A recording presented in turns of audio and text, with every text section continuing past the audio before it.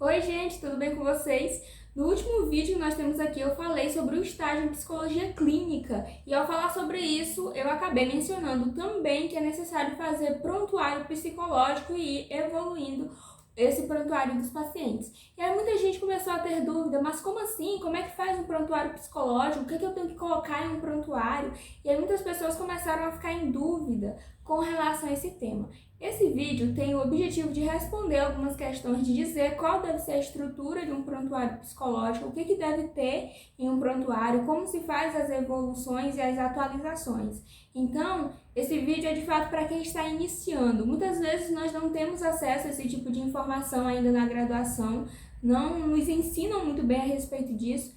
Então, esse vídeo tem o objetivo de ensinar o terapeuta estagiário bem iniciante mesmo. Então, se você já é formado, enfim, pode ser que esse vídeo não te ajude muito. Ele é mais uma introdução mesmo, assim, a como fazer prontuário psicológico.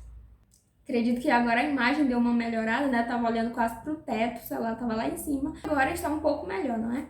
Pessoal, o Conselho Federal de Psicologia possui uma resolução específica para falar a respeito de registro documental e prontuário psicológico.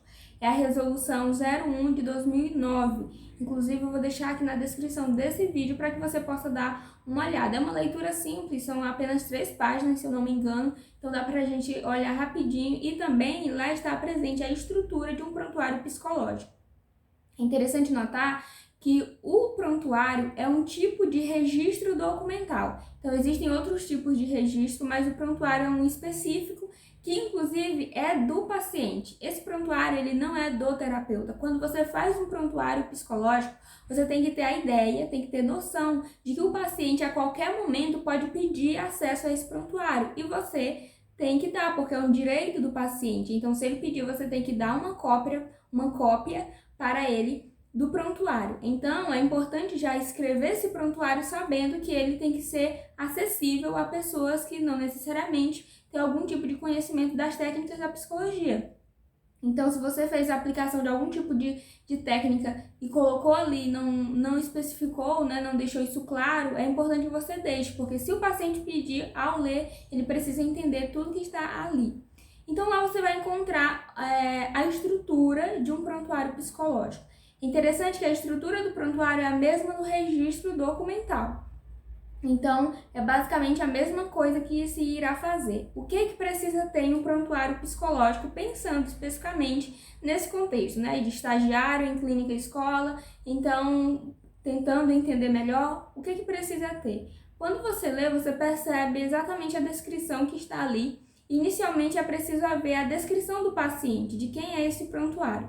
Normalmente, na ficha da primeira entrevista, da anamnese, já tem os dados do paciente, né? Dados sociodemográficos e outras questões também referentes à queixa secundária, esse tipo de questão. Então, já está anexada, o prontuário vai estar anexado, né, em sequência, após essa ficha da primeira entrevista. Então, ali já tem a descrição do paciente. Essa seria uma primeira questão. Agora, eu gostaria de fazer um esclarecimento. Muitos estudantes, estagiários, até mesmo psicólogos já formados, muitas vezes, quando o assunto é prontuário psicológico, acabam fazendo uma transcrição de sessão, porque não sabem muito bem fazer um prontuário, elaborar um prontuário de maneira objetiva.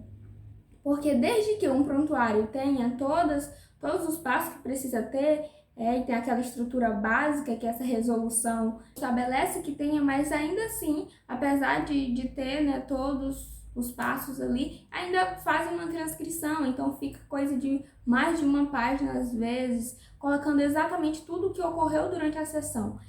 Isso não é muito produtivo, né? No sentido de tempo também, não otimiza o seu tempo, porque você vai gastar muito tempo fazendo isso. Eu acabei fazendo uma transcrição em sessão, que foi o meu primeiro atendimento, eu não sabia muito bem a respeito do prontuário, e aí eu acabei, meu Deus, como é que eu faço? E aí eu fui e transcrevi a sessão e levei cerca de 20 minutos. Aí eu fiquei pensando, não posso gastar 20 minutos fazendo um prontuário psicológico, porque isso não é produtivo. Eu ficava imaginando, e os psicólogos que atendem, já formados, né, que atendem cerca de 6 a 7 pacientes por dia ou até mais, como que eles conseguem fazer tantas evoluções de prontuário e manter sempre atualizado? Aí eu fiquei pensando a respeito disso, eu pensei, não pode ser assim, não pode ser transcrição. E aí eu fui pesquisar a respeito e encontrei essa estrutura e essa resolução específica que eu estou mencionando aqui. Então, quando eu passei a fazer prontuário, a partir do momento que eu entendi o que é de fato um prontuário e como deve ser feito, eu passei a gastar 5 minutos, coisa de até menos, né? 5 minutos quando eu tinha que evoluir, eu acredito que até menos, quando eu tinha que fazer de fato o primeiro, né? O primeiro prontuário, aí levava mais tempo, tinha mais informações que eu gostaria de colocar. Mas quando era só evolução, acredito que em menos de 5 minutos dava para fazer. Então, tendo essa estrutura básica, você consegue ser muito mais objetivo e otimizar o seu tempo. O que precisa ter inicialmente, eu já falei, a descrição do paciente, já mencionei que normalmente vai ter ali em outros documentos que estarão anexados ao prontuário do paciente. Em seguida, precisa ter a avaliação da demanda, a sua avaliação, como você avalia aquilo que o paciente trouxe. E é importante que nós destaquemos aqui que muitas vezes o problema que o paciente traz não é o problema de fato. Mas como assim? Não estou dizendo para você não acreditar no seu paciente. Estou dizendo que às vezes ele, por exemplo, chega com a queixa principal de ansiedade. E aí você vai, procurando analisar mais sobre isso e você descobre que às vezes essa ansiedade pode aparecer como queixa secundária. Talvez tenha outras questões ali que estejam muito mais latentes. Pode ser que questões interpessoais estejam muito mais salientes do que a própria ansiedade no quadro desse paciente, e outras questões também, relacionamento com os filhos, enfim, uma série de questões relacionadas ao trabalho. Então, pode ser que essa ansiedade seja uma queixa mais secundária. Então, é nesse sentido que eu falo que muitas vezes o problema não é o problema. Então, na hora da análise da demanda desse paciente, você tem que considerar muito bem isso. Então, para isso, você precisa ter feito uma boa avaliação de demanda. Você já deve ter percebido que eu estou tendo uma série de problemas relacionados ao suporte, não é? Mas vamos prosseguir, quem sabe quando concluir aqui o vídeo eu já andei a casa toda, mas vamos continuar. O próximo passo seria o objetivo do seu trabalho. Então, o que você traçou como objetivo com o seu paciente, né? Onde vocês querem chegar na realidade? E pensando no exemplo que a gente começou aqui, do paciente com ansiedade, como isso seria feito? O objetivo do trabalho é manejar melhor essa ansiedade e trabalhar também questões interpessoais, questões referentes à comunicação, para que essa ansiedade possa ficar em níveis considerados normais. Então, definir o objetivo do trabalho e como isso será feito, como será feito para que de fato vocês consigam manejar melhor a questão da ansiedade. Então, que estratégias serão utilizadas? Seria basicamente isso.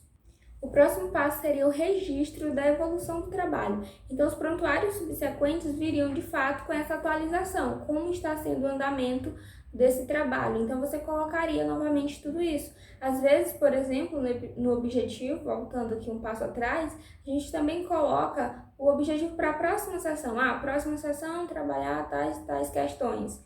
Geralmente o tempo é curto, 45 a 50 minutos, então pode ser que o paciente estava trazendo uma demanda que não deu para ser totalmente acolhida ou analisada e você já coloca isso como objetivo para a próxima sessão. Então, isso também é importante. Outro fator que é relevante mencionar são justamente os registros de encaminhamento. Então, se você chegou a encaminhar um paciente, ainda, como eu mencionei no vídeo passado, ainda que ele tenha sido deferido para atendimento na clínica escola, ainda se ele teve que ser encaminhado, então você tem que fazer o registro desse encaminhamento no seu prontuário. Ainda que você anexe ali o encaminhamento que você deu para o paciente, mas você também ficou com uma cópia, mas ainda assim no seu prontuário é importante que você registre que fez de fato esse encaminhamento. E por fim, quando você encerra o atendimento, é importante que isso também esteja registrado no prontuário. Então, geralmente no final do atendimento, você pode fazer uma síntese integrativa de todo o caso do paciente, ou seja, você retoma com ele. Na verdade, é importante já ir situando o paciente, principalmente no contexto de clínica e escola, que os atendimentos costumam ser mais curtos, as sessões costumam ser menos, às vezes, do que o ideal. E aí você acaba tendo que situar o paciente. Olha, próximo atendimento a gente já vai estar caminhando para o encerramento dos atendimentos. Então, você pode ir situando ele com relação a isso. E aí é importante que você registre no seu prontuário também o encerramento da sessão com o seu paciente. E você pode fazer, como eu estava mencionando, uma síntese integrativa, ou seja, você retoma com o paciente todos os passos ali, a demanda que ele trouxe, os objetivos que vocês trabalharam, como vocês foram trabalhando, e aí faz o fechamento do trabalho com o paciente. A elaboração de um prontuário está muito relacionada com a abordagem do psicoterapeuta, com questões referentes à própria área de atuação também, e o público que esse terapeuta está atendendo. Por exemplo, um terapeuta que está atendendo uma criança, ou um adolescente. Criança e adolescente, como toda pessoa no atendimento psicoterápico, tem que ter sigilo profissional, tem direito ao sigilo. Mas aquelas informações que você coloca no prontuário, pode ser que os pais tenham acesso a esse prontuário. Se eles pedirem, é um direito deles. Os responsáveis têm esse acesso e a criança e o adolescente também têm esse acesso se desejar. Então, a forma como você escreve o seu prontuário tem muito a ver com a sua abordagem e com esse público que pode ter acesso, né? Se você está atendendo, por exemplo, criança e adolescente, você não vai colocar ali questões que sejam sigilosas e que não é importante que os pais saibam, que não vai ter efeito nenhum. Então, é preciso você respeitar muito bem essa questão. E se você trabalha com uma equipe multidisciplinar, por exemplo, então, nesse prontuário também só deve conter informações que toda a equipe pode saber. Você não pode compartilhar questões que sejam sigilosas acerca do paciente. Então, vai depender muito do contexto, da área de atuação e da própria abordagem do psicólogo. Mas, como nós estamos falando para esse contexto clínico, então a abordagem ela conta muito mais, né, e o público que você está atendendo. Aqui eu não vou trazer um exemplo, né, de como fazer um prontuário, ou melhor, de um prontuário já formulado, né, porque a formulação de um prontuário acaba sendo muito pessoal também. Cada um vai vendo o que funciona melhor para você, desde que tenha todos esses passos que nós conversamos aqui, então está ok. E aí acaba sendo tem muito a cara de quem faz, né, o prontuário psicológico.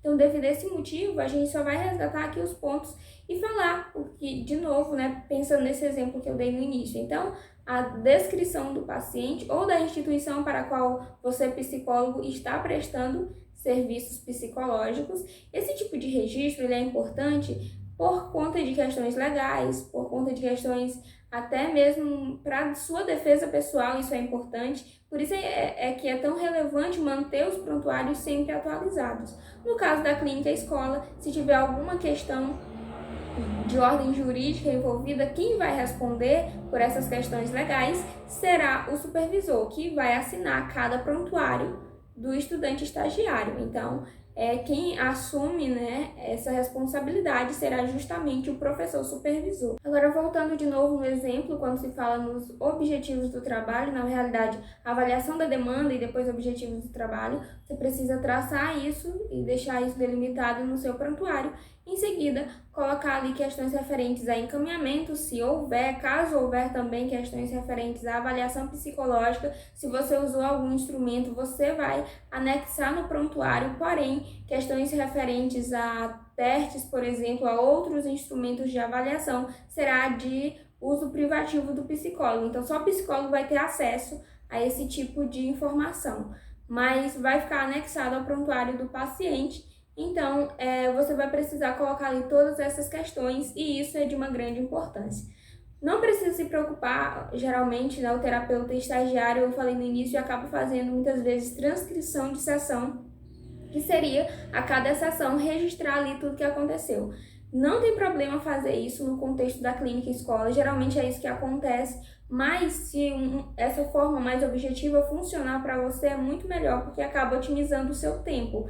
Claro que muitas vezes na transcrição de sessão ela é aceita porque tem tudo que um prontuário precisa ter. Tem a descrição da demanda, tem o objetivo do trabalho, tem todas essas questões porque a pessoa transcreveu tudo que aconteceu na sessão, devido a esse motivo acaba se encaixando aí em todos esses requisitos que precisa ter.